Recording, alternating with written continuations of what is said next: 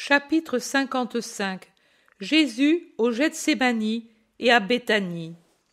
Jésus entre dans la verdure tranquille du jardin des Oliviers. Margiam est toujours à côté de lui, et il rit en pensant à la course haletante que certainement Pierre fera pour les rejoindre. Il dit « Ô maître, qui sait ce qu'il va dire?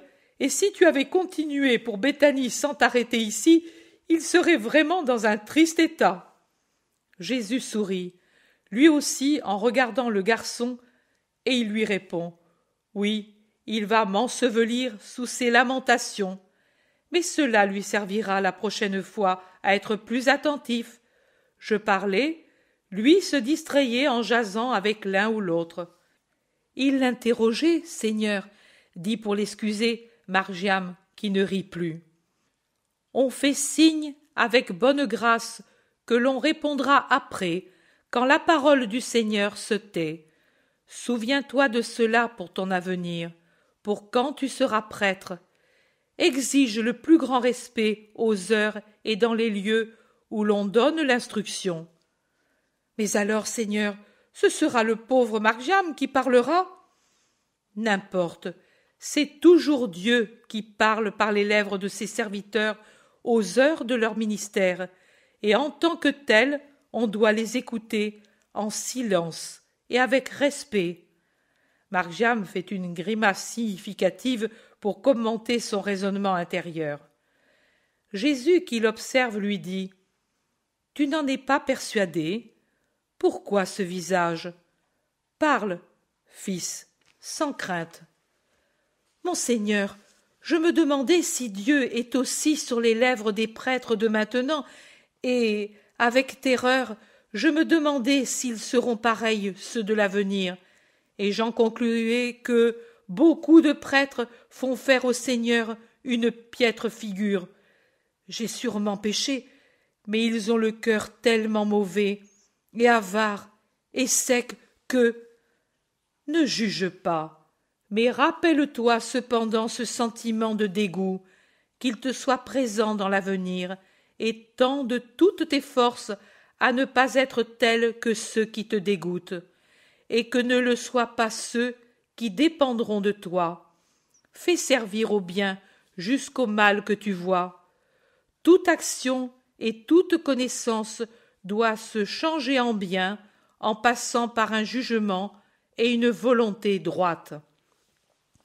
Ô Seigneur, avant d'entrer dans la maison que l'on voit déjà, réponds encore à une question. Tu ne nies pas que le sacerdoce actuel soit défectueux. Tu me dis à moi de ne pas juger. Mais toi, tu juges, et tu peux le faire, et tu juges avec justice. Maintenant, Seigneur, écoute ce que je pense. Quand les prêtres actuels parlent de Dieu et de la religion, étant tels qu'ils sont en plus grande partie, et je parle maintenant des plus mauvais d'entre eux, faut-il encore les écouter comme s'ils disaient la vérité? Toujours, mon fils, par respect pour leur mission. Quand ils font des actes de leur ministère, ce n'est plus l'homme, Anna, ou l'homme, Sadoc, etc., mais c'est le prêtre. Sépare toujours du ministère la pauvre humanité. Mais s'ils s'en acquittent mal, Dieu suppléera. Et puis, écoute, Margiam, il n'y a pas d'homme complètement bon, ni d'homme complètement mauvais, et personne n'est si complètement bon qu'il soit en droit de juger ses frères complètement mauvais. Il faut tenir compte de nos défauts, leur opposer les bonnes qualités de celui que nous voulons juger, et alors nous aurons une juste mesure de charitable jugement. Je n'ai pas encore trouvé un homme complètement mauvais. Pas même d'Horace, Seigneur? Pas même lui, car c'est un mari honnête et un père affectueux. Ni même le père de d'Horace? Lui aussi était un mari honnête et un père affectueux. Mais il n'était pas que cela pourtant. Il n'était pas que cela, mais en cela il n'était pas mauvais. Il n'était donc pas complètement mauvais. Et même Judas n'est pas mauvais? Non. Mais il n'est pas bon, cependant. Il n'est pas totalement bon, comme il n'est pas totalement mauvais. N'es-tu pas convaincu de ce que je dis? Je suis convaincu que toi, tu es totalement bon et que tu es absolument exempt de méchanceté. Cela, oui, tu l'es tellement que tu ne trouves jamais d'accusation pour personne. Ô mon fils, si je disais la première syllabe d'un mot d'accusation, vous vous jetteriez tous comme des fauves sur l'accusé. Moi, j'évite que vous vous souilliez du péché de jugement en agissant ainsi. Comprends-moi, Margiam, ce n'est pas que je ne vois pas le mal là où il est. Ce n'est pas que je ne vois pas le mélange de mal et de bien qu'il y a dans certains. Ce n'est pas que je ne comprends pas quand une âme monte ou descend du niveau où je l'ai amenée. Ce n'est pour rien de tout cela, mon fils, mais c'est de la prudence pour éviter les manques de charité en vous. Et j'agirai toujours ainsi, même dans les siècles à venir, quand je devrai me prononcer sur une créature. Tu ne sais pas, fils, que parfois une parole de louange, d'encouragement, vaut mieux que 1000 reproches? Tu ne sais pas que sur 100 cas très mauvais, signalés comme relativement bons, au moins la moitié, deviennent réellement bons, parce qu'alors, après ma parole bienveillante, ne fait pas défaut l'aide des bons, qui autrement fuiraient l'individu signalé comme pervers? Il faut soutenir les âmes, ne pas les accabler. Mais si moi, je ne suis pas le premier à les soutenir, à voiler ce qu'il y a de mauvais, à susciter en vous bienveillance et secours pour elles, jamais vous ne vous donneriez à elles avec une miséricorde active. Rappelle-toi, Margiam. Oui, Seigneur, je m'en souviendrai. Nouveau soupir. Mais c'est bien difficile devant certaines évidences. Jésus le regarde fixement, mais du garçon il ne voit que le haut du front, car il baisse beaucoup le visage. Margiam, lève ton visage, regarde-moi, et réponds-moi. Quelle est l'évidence qu'il est difficile de négliger? Margiam s'embrouille. Il rougit sous sa peau un peu brune. Il répond: Mais il y en a tant, Seigneur. Jésus le presse. Pourquoi as-tu nommé Judas? Parce que c'est une évidence, peut-être celle qui t'est le plus difficile de surmonter. Que t'a fait Judas? En quoi t'a-t-il scandalisé? Et Jésus met sa main sur les épaules du garçon qui maintenant est tout empourpré tant il est rouge. Margiam le regarde, les yeux brillants, puis il se dégage et s'échappe en criant: C'est un profanateur, Judas! Mais je ne puis dire: Respecte-moi, Seigneur! Et il va se cacher tout en larmes, appelé en vain par Jésus, qui a un geste de douleur découragé. Son cri a pourtant attiré l'attention des gens de la maison du Gethsémani, et sur le seuil de la cuisine apparaît Jonas et la mère de Jésus, et en arrière les femmes disciples, Marie de Cléophas, Marie Salomé et Porphyrée. Elles voient Jésus et se mettent à marcher vers lui. La paix à vous toutes. Me voici, maman. Seule? Pourquoi? Je suis accourue en avant. Les autres, je les ai quittés au temple, mais j'étais avec Margiam. Et où est maintenant mon fils que je ne vois pas? Demande Porphyrée un peu inquiète. Il est monté là-haut, mais il va venir. Avez-vous de la nourriture pour tout le monde? Les autres vont arriver sous peu. Non, Seigneur, tu avais dit que tu allais à Béthanie. Oui, mais j'ai pensé qu'il était bien de faire ainsi. Allez vite prendre ce qu'il faut. Moi, je reste avec ma mère. Les femmes disciples obéissent sans discuter.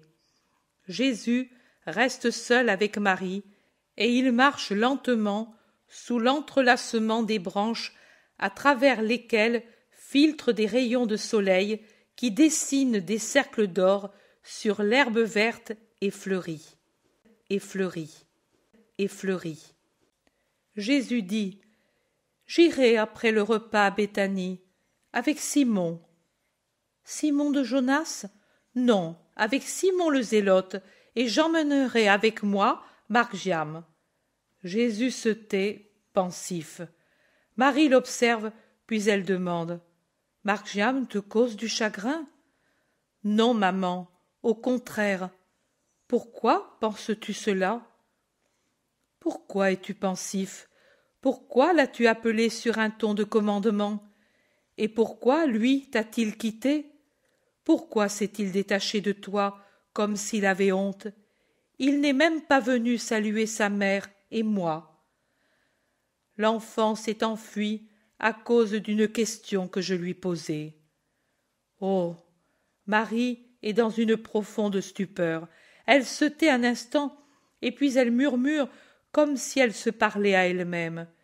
Les deux dans le paradis terrestre s'enfuirent après le péché en entendant la voix de Dieu. Mais, ô mon fils, il faut avoir pitié de l'enfant. Il commence à devenir homme, et peut-être, mon fils, Satan mord tous les hommes. Marie est toute pitié et supplication. Jésus la regarde et lui dit: Comme tu es mère, comme tu es là, mère, mais ne crois pas que l'enfant ait péché. Au contraire, tu dois croire qu'il souffre à cause du choc d'une révélation. Il est très pur, il est très bon. Je vais l'emmener avec moi aujourd'hui pour lui faire comprendre, sans parole, que je le comprends. Toute parole serait de trop, et je n'en trouverai pas une pour excuser celui qui a violé une innocence. Jésus est sévère dans ses dernières paroles. Ô mon fils, nous en sommes là. Je ne te demande pas de nom, mais si parmi nous quelqu'un a été capable de troubler l'enfant, il n'y en a qu'un qui a pu l'être. Quel démon! Allons chercher Marc-Jam, maman. Il ne s'enfuira pas devant toi. Ils vont et le découvrent derrière un buisson d'aubépines. Cueillais-tu des fleurs pour moi, mon fils?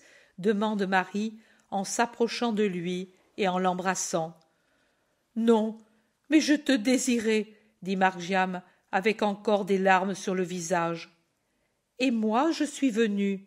Allons, vite, c'est qu'aujourd'hui tu dois aller avec mon Jésus à Béthanie, et tu dois être en tenue comme il convient. Le visage de Marc-Jam s'illumine, déjà oublieux du trouble qu'il éprouvait, et il dit: Moi seul avec lui? Et avec Simon le Zélote. Marc-Jam, encore très enfant, bondit de joie et court hors de sa cachette pour aller tomber sur la poitrine de Jésus. Il se trouve confus, mais Jésus rit et l'excite en lui disant: Cours voir si ton père est venu. Et pendant que Marc-Jam part en courant, Jésus observe: c'est un véritable enfant, bien que sa pensée soit déjà mûre. Lui troubler le cœur est un grand crime, mais j'y veillerai. Et tout en parlant, il va vers la maison avec Marie. Mais ils ne sont pas arrivés qu'il voit Marc-Jam qui revient en arrière en galopant. « Maître, mère, il y a des personnes, de celles qui étaient dans le temple, les prosélytes. Il y a une femme qui veut te voir, ô mère. Elle dit qu'elle t'a connue à Bethléem. Elle s'appelle Noémie. » J'en ai tant connu, alors, mais allons. Ils arrivent à la petite place où se trouve la maison. Un groupe de personnes attendent et dès qu'elles voient Jésus, elles se prosternent. Mais tout de suite, une femme se lève et va se jeter aux pieds de Marie en la nommant par son nom. « Qui es-tu? Moi, je ne me souviens pas de toi. Lève-toi. » La femme se lève et va parler quand arrivent hors d'haleine les apôtres.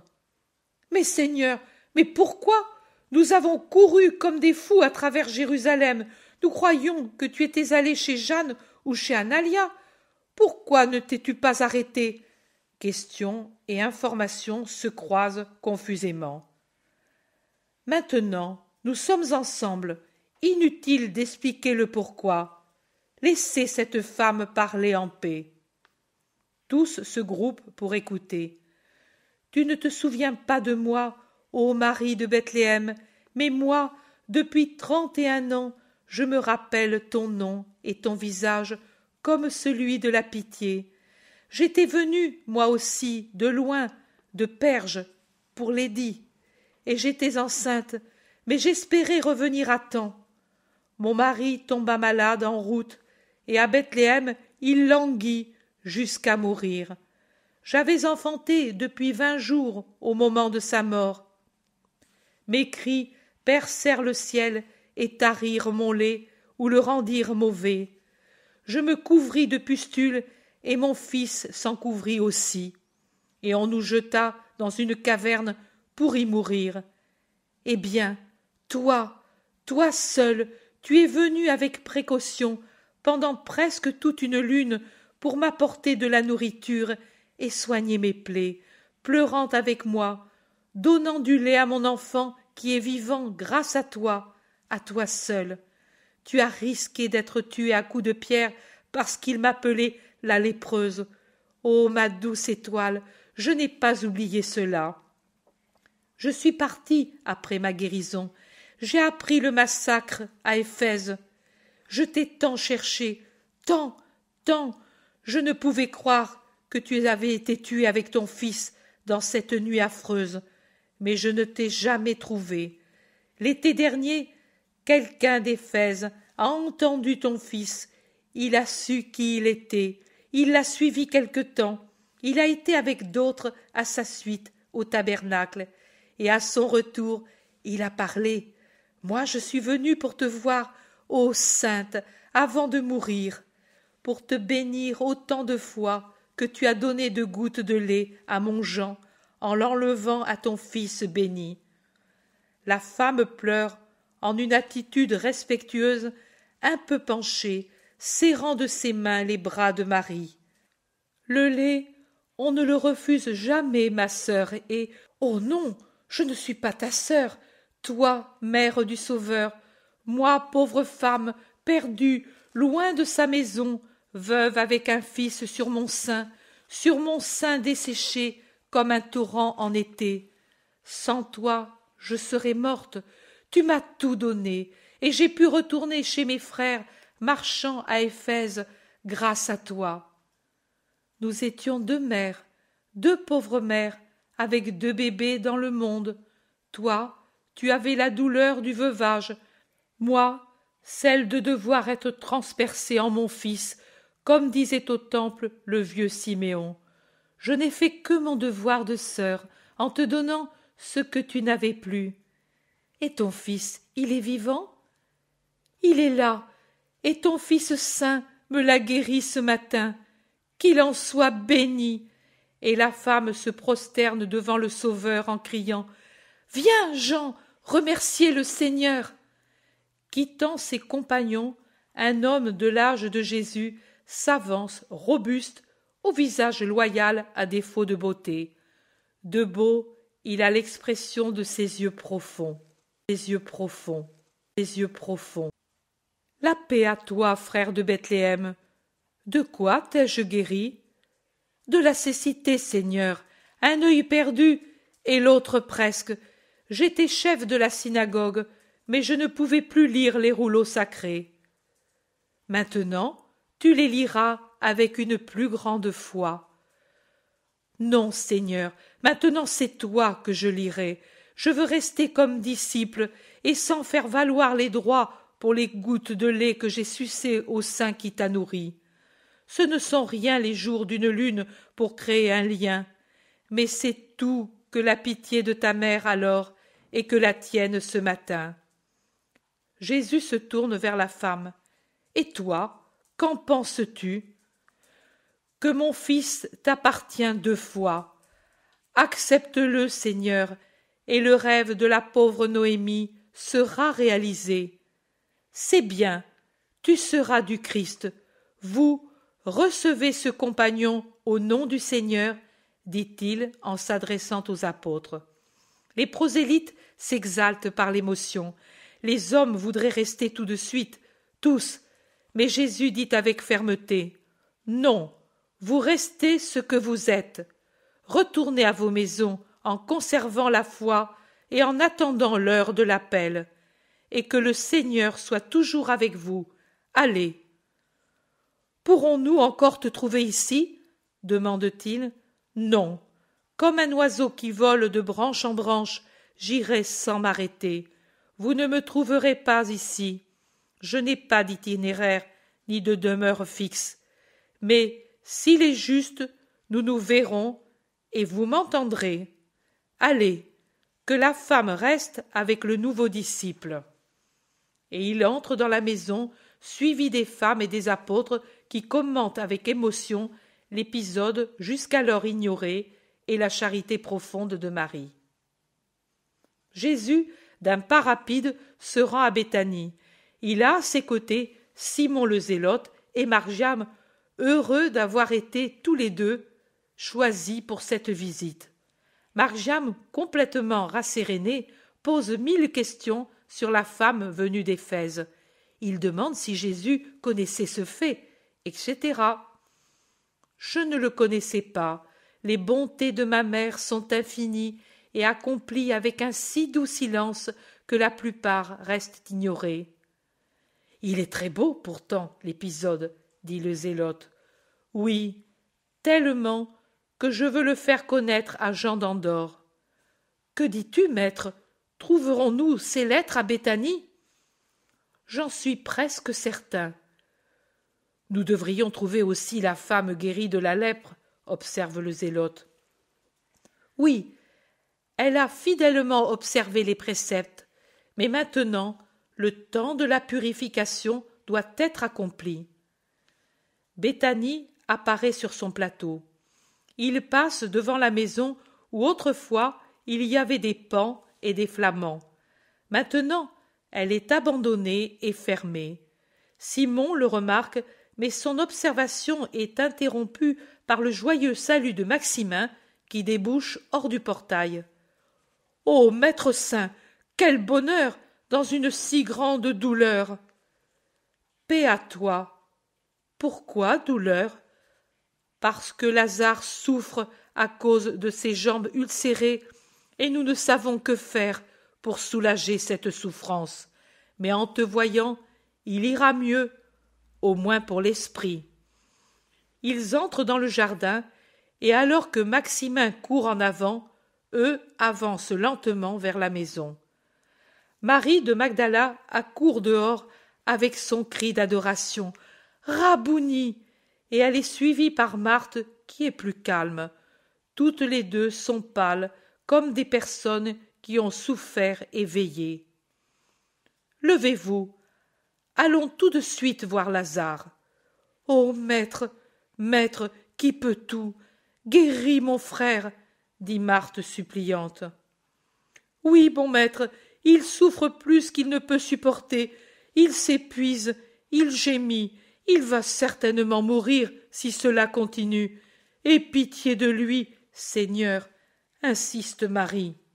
« Je suis toute pitié, mais ce n'est pas pour lui l'heure du miracle. Qu'il soit courageux, et vous avec lui. Aidez-le à faire la volonté du Seigneur. »« Ah, tu veux dire qu'il doit mourir ?» gémit et demande Marthe tout en larmes. Marie a les yeux noyés de larmes et qui brillent de passion, d'une double passion, pour Jésus et pour son frère. « Ô maître, mais en agissant ainsi, tu m'empêches de te suivre et de te servir, et tu empêches mon frère de jouir de ma résurrection. Ne veux-tu donc pas que dans la maison de Lazare on jouisse pour une résurrection ?» Jésus la regarde avec un fin et bon sourire, et il dit « Pour une seule ? Allons, vous me croyez bien peu de choses, si vous croyez que je ne puisse qu'une seule chose. Soyez bonne et courageuse, allons, et ne pleurez pas ainsi. Vous l'accableriez de soupçons pénibles. et il s'éloigne le premier. Lazare, certainement pour faciliter les soins, a été transporté dans une salle près de la bibliothèque, en face de la grande salle réservée aux banquets. Maximin lui indique la porte, mais il laisse Jésus entrer seul.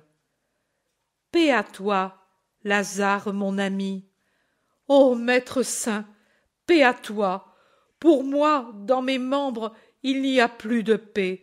Mon esprit est accablé. Je souffre tant, Seigneur. Donne-moi ton cher commandement. Lazare, viens dehors, et je me lèverai guéri pour te servir. » « Je te le donnerai, mais pas maintenant, » répond Jésus en l'embrassant. Lazare est très maigre, jaune, les yeux enfoncés. Il est visiblement très malade et très affaibli. Il pleure comme un enfant en montrant ses jambes enflées, bleuâtres, avec des plaies que j'appellerais variqueuses, ouvertes en plusieurs endroits. Il espère peut-être qu'en montrant à Jésus cette ruine, Jésus sera ému et fera un miracle. Mais Jésus se borne à replacer délicatement sur les plaies les linges enduits de baume. « Tu es venu pour rester ?» demande Lazare déçu. « Non, mais je viendrai souvent. »« Comment ? Tu ne fais pas la Pâque avec moi, même cette année ? Je me suis fait porter ici exprès. Tu m'avais promis au tabernacle que tu serais resté si longtemps avec moi après les enseignies. »« Et j'y resterai, mais pas maintenant. Je te gêne à rester ici, assis sur le bord de ton lit ? Oh, non, la fraîcheur de ta main semble adoucir l'ardeur de ma fièvre. Pourquoi ne restes-tu pas, Seigneur ? Parce que, comme tu es tourmenté par tes plaies, moi je le suis par mes ennemis. Bien que Béthanie soit compris dans les limites pour la scène, et pour tous, pour moi, on considérerait comme un péché de consommer la Pâque ici. Pour le Sanhédrin et les pharisiens, tout ce que je fais est chameau et poutre. Ah, les pharisiens, c'est vrai, mais dans une de mes maisons alors, cela au moins. Cela, oui, mais par prudence, je le dirai au dernier moment. Oh oui, ne te fie pas, tout s'est bien passé avec Jean, tu sais. Hier, Tolmaï est venu avec d'autres, et il m'a apporté des lettres pour toi. Ce sont mes sœurs qui les ont. Mais où sont restées Marthe et Marie ? Elles ne se préoccupent pas de te faire honneur. Lazare est irrité, comme beaucoup de malades. Sois tranquille. Elles sont dehors avec Simon et Margiam. Je suis venu avec eux, et je n'ai besoin de rien. Je vais les appeler. Et en effet, il appelle ceux qui, prudents, étaient restés dehors. Marthe sort et revient avec 2 rouleaux qu'elle donne à Jésus. Marie rapporte que le serviteur de Nicodème a dit qu'il précédait son maître qui vient avec Joseph d'Arimathie. Et en même temps, Lazare se souvient d'une femme qui s'est présentée hier en ton nom, dit-il. Jésus dit : Ah oui, tu sais qui c'est ? Elle nous l'a dit, c'est la fille d'un riche de Jéricho qui est parti en Syrie tout jeune depuis des années. Il l'a appelée Anastasica en souvenir de la fleur du désert. Cependant, elle n'a pas voulu faire connaître le nom de son mari, explique Marthe. Il n'en est pas besoin, il l'a répudiée, et elle est donc uniquement la disciple. Où est-elle ? Elle est bien fatiguée et elle dort. Ces derniers jours et nuits, elle a vécu bien mal. Si tu veux, je vais l'appeler. Non, laisse-la dormir. Je m'en occuperai demain. Lazare regarde Margiam avec admiration, et Margiam est sur les épines. Il voudrait bien savoir ce qu'il y a sur les rouleaux. Jésus le comprend et les ouvre. Lazare dit : Comment ? Il est au courant ?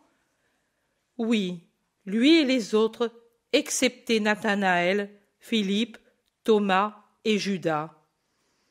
Tu as bien fait de le lui tenir caché à lui, interrompt Lazare. Moi, j'ai beaucoup de soupçons. Je ne suis pas imprudent, mon ami, interrompt Jésus, et il lit les rouleaux en rapportant ensuite les principales nouvelles, à savoir que les deux se sont bien acclimatés, que l'école est prospère et que, sans l'affaiblissement de Jean, tout irait bien. Mais il ne peut en dire davantage parce qu'on annonce l'arrivée de Nicodème et de Joseph. Dieu te garde, ô maître, toujours comme ce matin. Merci, Joseph. Et toi, Nicodème, tu n'étais pas là? Non, mais ayant su que tu étais arrivé, j'ai pensé à venir chez Lazare, presque certain de te trouver. Et Joseph est venu avec moi. Il parle des événements de la matinée autour du lit de Lazare qui s'y intéresse tellement qu'il semble oublier sa souffrance. « Mais ce Gamaliel, Seigneur, tu as entendu ?» dit Joseph d'Arimathie. « J'ai entendu. » Nicodème dit. « Moi, par contre, je dis, ce Judas de Kériote, Seigneur, après ton départ, je l'ai trouvé, vociférant comme un démon, au milieu d'un groupe d'élèves des rabbis. Il t'accusait et te défendait à la fois, et je suis certain qu'il était vraiment convaincu de bien faire. Eux voulaient te trouver en défaut, poussés à cela par leur maître. Lui combattait leurs accusations avec une fougue attristée en disant « Il n'a qu'un tort, mon maître, c'est de faire trop peu éclater sa puissance. Il laisse passer l'occasion, il fatigue les bons par son excessive douceur. Il est roi, et il doit agir en roi. Vous le traitez en serviteur parce qu'il est doux, et lui se ruine à n'être que doux. Pour vous, lâches et cruels, il n'y a que le fouet d'un pouvoir absolu et violent. Oh, pourquoi ne puis-je faire de lui un violent Saül ?» Jésus hoche la tête sans parler. « Et pourtant il t'aime, » observe Nicodème. « Quel homme déconcertant, » dit Lazare.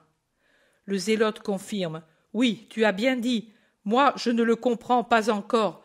Depuis 2 ans que je suis avec lui. » Marie de Magdala se lève avec la majesté d'une reine, et de sa voix splendide elle proclame « Moi, je l'ai compris mieux que tous, c'est l'opprobre à côté de la perfection, et il n'y a rien d'autre à dire. » Et elle sort pour quelque occupation en emmenant avec elle Margiam.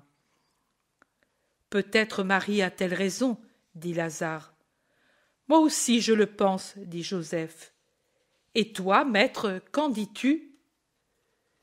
« Je dis que Judas, c'est l'homme, comme Gamaliel, l'homme borné près du Dieu infini. L'homme est si étroit dans sa pensée, tant qu'on ne lui fait pas respirer le surnaturel, qu'il ne peut accueillir qu'une seule idée, l'incruster en lui, s'incruster en elle et s'en tenir à elle, même en dépit de l'évidence, têtu, obstiné. Pour la foi, peut-être, à la chose qui l'a le plus frappé. Au fond, Gamaliel a une foi comme peu de gens en Israël, dans le Messie qu'il a entrevu et reconnu dans un enfant, et il est fidèle à la parole de cet enfant, et de même Judas. Saturé de l'idée messianique telle que la plus grande partie d'Israël la cultive, confirmé en elle par la première manifestation qu'il a vue de moi, il voit, il veut voir dans le Christ le roi temporel et puissant, et il est fidèle à l'idée qu'il s'est faite. Oh, combien, même dans l'avenir, se ruineront à cause d'une idée erronée de la foi, rebelle à toute raison. Mais vous, que croyez-vous? Qu'il soit facile de suivre la vérité et la justice en toutes choses? Que croyez-vous? Qu'il soit facile de se sauver parce qu'on est un Gamaliel ou un Judas apôtre? Non. En vérité, je vous dis qu'il est plus facile de se sauver pour un enfant, un fidèle du commun, que pour quelqu'un qui est élevé à une charge spéciale, à une mission spéciale. Généralement, ceux qui sont appelés à un destin extraordinaire laissent entrer en eux l'orgueil de leur vocation, et cet orgueil ouvre les portes à Satan en chassant Dieu. Les chutes des étoiles arrivent plus facilement que celles des cailloux. Le maudit cherche à éteindre les astres et il s'insinue sournoisement pour servir de levier à ceux qui sont choisis afin de les faire tomber. Si 1000 et 10 000 hommes tombent dans les erreurs communes, leur chute n'entraîne qu'eux-mêmes. Mais si celui qui tombe est quelqu'un qui a été choisi pour un destin extraordinaire et devient un instrument de Satan au lieu de l'être pour Dieu, sa voix au lieu d'être ma voix, son disciple au lieu d'être mon disciple, alors la ruine est bien plus grande et peut même donner naissance à des hérésies profondes qui blessent d'innombrables esprits. Le bien que je donne à quelqu'un produira beaucoup de bien s'il tombe sur un terrain humble et qui sait rester tel. Mais s'il tombe sur un terrain orgueilleux ou qui devient tel à cause du don reçu, alors de bien il devient mal. À Gamaliel fut accordée une des premières manifestations du Christ. Ce devait être pour lui un précoce appel vers le Christ. C'est la raison de sa surdité à l'appel de ma voix qui l'appelle. À Judas, il a été accordé d'être apôtre, un des 12 apôtres parmi les milliers d'hommes d'Israël. Cela devait être sa sanctification. Mais quand sera-t-il? Mes amis, l'homme est l'éternel Adam. Adam avait tout sauf une chose. Il voulut l'avoir, et pourvu que l'homme reste Adam. Mais bien souvent, il devient Lucifer. Il a tout moins la divinité. Il veut celle-là. Il veut le surnaturel pour étonner, pour être acclamé, craint, connu, célébré, et pour avoir quelque chose de ce que seul Dieu peut donner gratuitement. Il s'agrippe à Satan, qui est le singe de Dieu, et donne de prétendus dons surnaturels.